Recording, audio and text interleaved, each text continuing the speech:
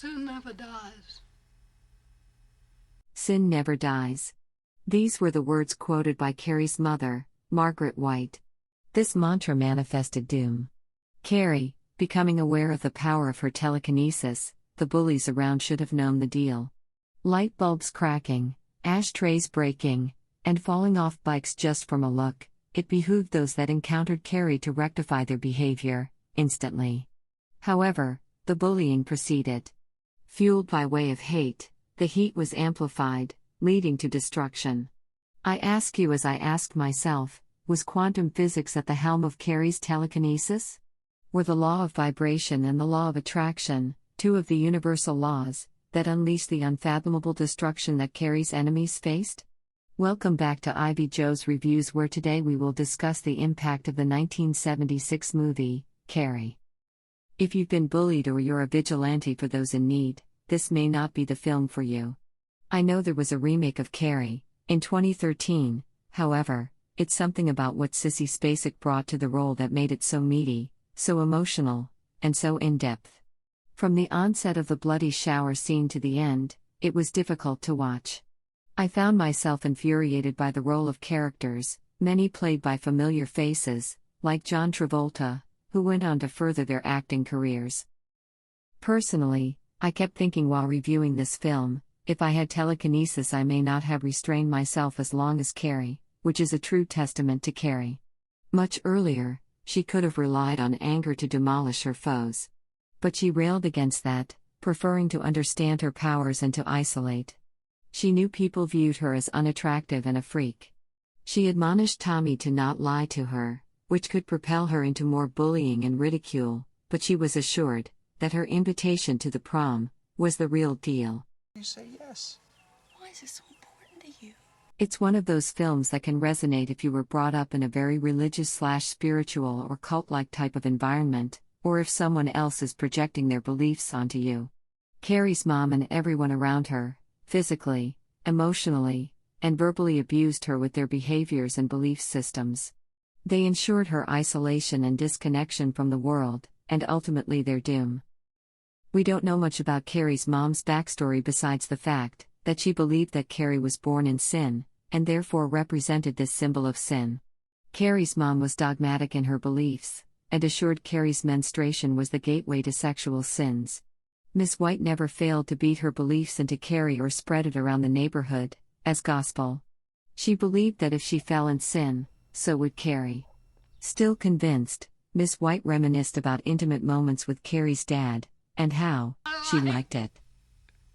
Carrie's mother proclaimed Carrie's birth and therefore life was a curse, which further enforced her belief that sin never dies.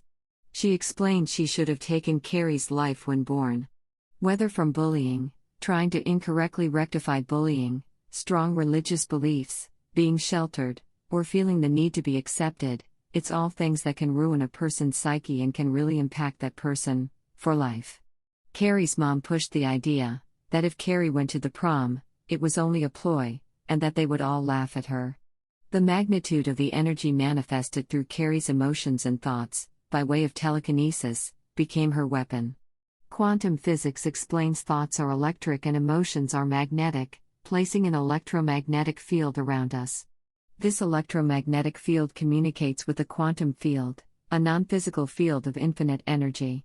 Through the law of attraction, we attract according to how we vibrate, which also determines our frequency. In order to manifest into reality, one must completely align their thought and emotion. My take: Carrie, having telekinesis, was able to move objects with her mind, by aligning her thoughts of anger, which are electric, to the equivalent emotion, producing the magnetic, within the quantum field.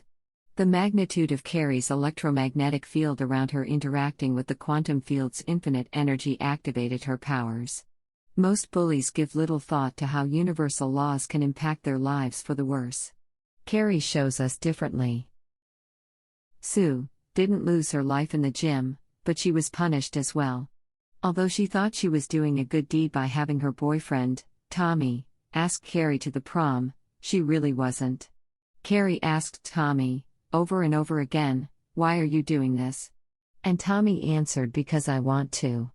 And he kept to his story, about wanting to ask Carrie on his own, even choosing to say he invited her because she liked his poem.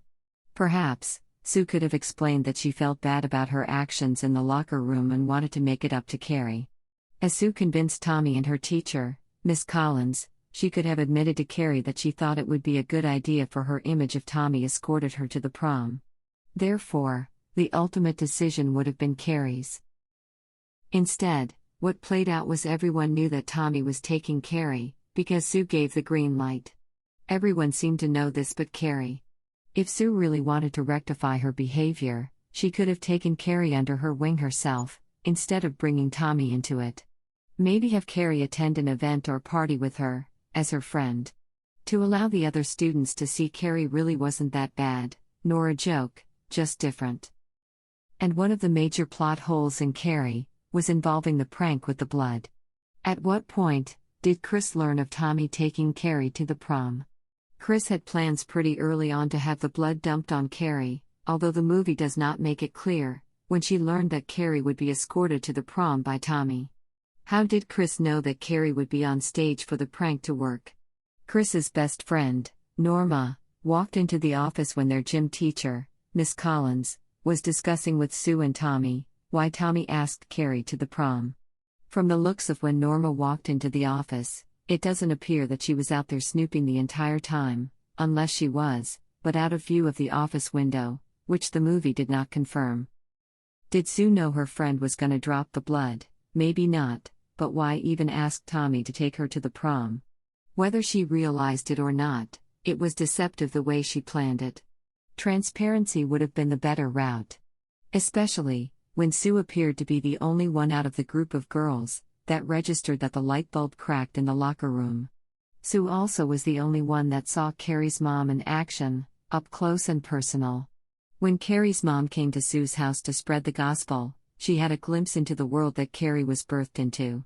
Perhaps this drove Sue's eagerness to have Tommy take Carrie to the prom, but it should have been a gauge, revealing a deeper problem. It also seems strange to me that as popular as Sue and Tommy were, they heard nothing of this plan to embarrass Carrie. They didn't find it odd that Carrie and Tommy were on the ballot for prom king and queen? Did Sue know, and was okay with it? And how did their teacher, Miss Collins, completely ignore Sue at the prom? After all this time of detecting something may be wrong, with Tommy taking Carrie to the prom, here was Miss Collins' opportunity to put a stop to it all. Why wasn't it odd to Miss Collins that Sue was dressed in plain clothes, and pointing in the direction of the planned disaster? Instead, Miss Collins pushed Sue out of the gym, without hearing a word that Sue was adamantly proclaiming. And on a minor note, Tommy appeared to take a liking to Carrie, even kissing her on stage. Are we to assume, if that disastrous event had not occurred, Tommy and Carrie would have become an item? Unfortunately, Miss Collins and Tommy lost their lives. And Sue, despite what her doctor stated, will not forget those horrific experiences. Especially, when one can take the thought that she was a catalyst to it, in the locker room, and in her inappropriate way of resolving it. I suppose her punishment will be post-traumatic stress, and the memory of the destruction caused by bullying. Carrie, and the bullying reflected in the film, were difficult to watch. It is a lesson on human nature, and treating people the way you want to be treated. Whether we like it or not, our actions and energy impact one another, either for good or bad. What should have been Carrie's most redeeming moment was an absolute ruin. Do you think Carrie's enemies warranted the destruction brought upon them as a result of bullying? Carrie had mentioned to her mother that things were going to change around here. If the destruction had not taken place at the prom, do you think such an act toward someone was inevitable, due to Carrie's power of telekinesis?